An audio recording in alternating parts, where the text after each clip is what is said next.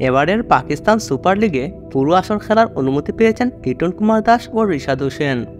তবে জিম্বাবুয়ের বিপক্ষে টেস্ট সিরিজ থাকায় টুর্নামেন্টের শুরুতে নাহিদকে পাবে না তার দল। নাহিদ রানা পিএসএলে খেলবে পেশোয়ার জালমির হয়ে। সর্বশেষ পিএসএলের ড্রাফট থেকে লিটন দাসকে দলে ভিড়িয়েছে করাচি কিংস। সিলভার ক্যাটাগরি থেকে ডানহাতি ব্যাটারকে দলে টেনেছে ফ্র্যাঞ্চাইজিটি।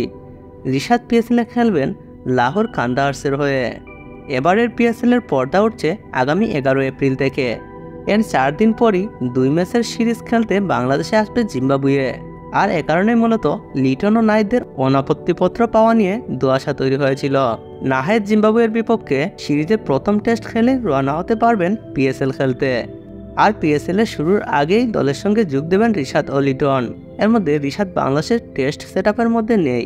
লিটনকে এই সিরিজ থেকে বিসিবি দিচ্ছে অব্যাহতি। সবকিছু ঠিকঠাক থাকলে 26 এপ্রিল পিএসএলে অভিষেক হতে পারে নাহিদের। তবে এর মধ্যে পেশোয়ার খেলে ফেলবে তাদের 5টি ম্যাচ। এরপর বাকি ম্যাচগুলো খেলতে পারবেন নাহিদ। এমনকি তার দল দ্বিতীয় পর্বে জায়গা করে নিলে ম্যাচ সংখ্যা আরও বাড়তে পারে নাহিদের জন্য।